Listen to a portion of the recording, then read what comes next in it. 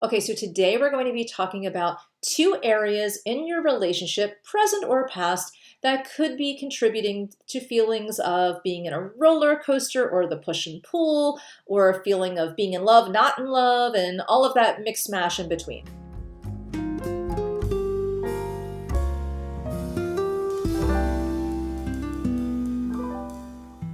So, what do you do? Well, then, we have some work to do, don't we? If you're new here, my name is Michelle Pava. I'm a licensed psychotherapist, and I feel that healing should feel like a party, like a celebration. So, there are two different areas of a relationship that can make you feel not great in the relationship. And one of them is the feeling of insecurity, like you're not getting enough from the other person. Maybe you're feeling needy, maybe you're feeling too clingy. The other area is the feeling of not having enough space. Like they're always around, you don't have privacy, you feel like you need to just kind of do your own thing a little bit. And so when we have either one of those or both of those, because they could coexist, which is another hot mess, but if we have both of those or one of those, we will tend to have feelings in the relationship that are like a roller coaster or like a push and pull kind of a struggle, like a tug of war. We might feel like we're just not connecting to the other person. And here's the beautiful thing. They're probably having the same thing.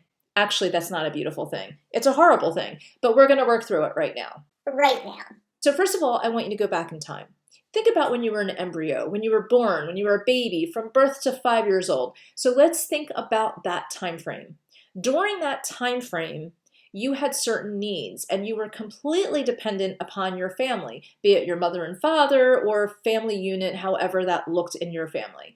So if you were crying and you had a wet diaper, or you were hungry or thirsty or tired, or you wanted to play, whatever was happening in your life, it was the role of the adults in the family to try to figure out what that was, especially if those family members were your parents, and the role was for them to try to figure out what it was that you needed, to tend to that need, and to try to make you content. Not necessarily happy, but content, okay? So the idea was for you to survive and thrive. Now, if you were crying quite a bit and ignored, then you started to learn early on that you can't trust the people that you're supposed to be trusting, because our family, especially our mother and father, are ultimately the people that we are trying and wired to trust. Well, if we can't trust them, if they can't even come to us when we're an infant and help us, how in the heck are we going to trust them later on in life? And this is setting the tone for how we are seeing the world. So your first couple of years, first 2 years, and then your first about 5 years are going to set the tone for the rest of your life. But you're not a statue. You can bend, you can evolve, you can grow, you can develop. So whatever you had going on in the first 5 years of life, yeah, it could have been a real crap show, but guess what? You can still heal from it, okay? So even if it wasn't, you might think that it was perfect. Like maybe you didn't have a parent that was addicted, or you didn't have a lot of stuff going on. But you know what? Maybe you just had a lazy parent who wasn't getting off the couch when you were crying. Or maybe you were hungry a lot because they didn't figure out that maybe your crying didn't mean that you were tired. It really meant that you were hungry. So it doesn't necessarily mean that you had bad parents or a bad family. They just could have been a little clueless. Maybe they were young and they just didn't know. Doesn't even matter. But we're not here to blame anyone. And even though it might be fun to blame them, we're not going to do it. We're going to take responsibility for ourselves. Right now. Okay, so what we're going to do is we're going to focus on what was really happening in our first 2 and then our first 5 years of life. Were people happy? Were they together? Were they working together? Was there support for your family? Was there support for your parents? What was happening as far as your siblings? Did you have one sick sibling that maybe a lot of attention was going on to that sibling? Did you have a parent or 2 parents that were in addiction in some way? Or did you have parents that were working a lot of hours and really exhausted? So we have to look at the big picture of what was happening in the first 5 years of life, especially in the first 2 years of life, before you were really able to communicate what you wanted. And even after that, from about 2 to 5 years old, if you were communicating more clearly what you wanted and you still weren't getting your needs met, well then, we have some work to do, don't we? So what do we do with this information? How does it help us in our relationships? And what does it make us feel like? Well, there's two different things that happen. Number one, you might be feeling a level of just not having security in the relationship. Maybe you feel like you are more clingy or you're more needy than your partner. You feel like they shut you out. Or it's the other way where you feel like they are just up and you need some space. Or it's a little bit of both where they just don't seem to understand when you need space and when you need some extra nurturing. Now, I'm not saying that you're not potentially with some kind of a jerk person, okay? So you could be with someone who's actually ignoring you or really smothering you. I totally get that. But for the most part, you're probably with someone who you're generally happy with and you just want things to even out just a little bit. You feel like if you had a little bit more security or a little bit more space, you'd be pretty damn happy. So let's go back to mom and dad again.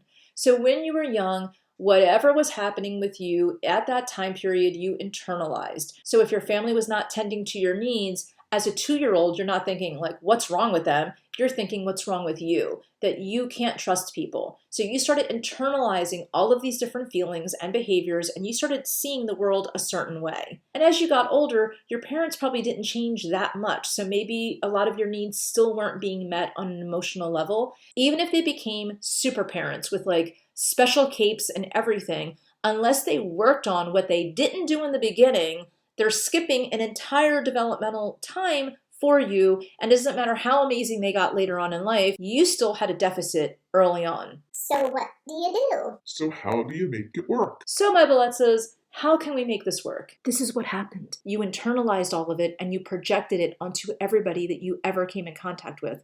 I'm not kidding. Yeah, that really does happen. It happens to me too. We all have it. We all project whatever it is that we think we are and we think the world is. That's why we all have different realities and different opinions and different ideas. So we have an internalized image of what parenthood is, of what love is. And with that internalized image of what love is, this dictates the way people treat us because we've projected it onto them. This is why often when I've had women in the therapy room and tell me that they have the same kind of guy that they keep attracting over and over and how they thought that that guy was very different in the beginning, they've just been projecting what they feel they are worth. So for instance, you could have 10 very different men and those 10 very different men have their own childhood. But if you come to the table with a certain type of behavior, a certain type of projection, and a certain type of standards and expectations, you're probably going to sooner or later create the ideal of what you think your worldview is,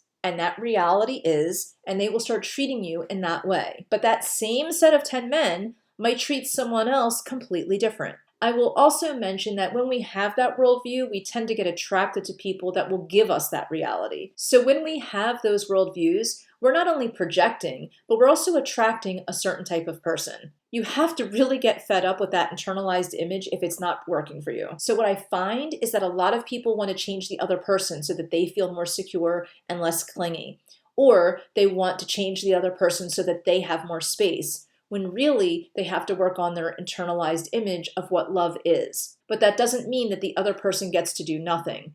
The other person should also be working on their internalized image, but both people in the relationship need to work on a level of working on that internal image on both ends so that not only are they not projecting as much, but they're both getting their needs met, as well as having some level of autonomy so that they're not feeling smothered. When we get to more balance and we're more comfortable in a relationship, we feel more whole in a relationship. There's less of a roller coaster feeling. There's less of that push and pull, the tug of war. None of that really needs to exist anymore because there's a level of comfort, of trust, of knowing the other person is there for you, but that the other person is also going to give you a very healthy level of space, and that you're going to be able to do all of those things for the other person as well.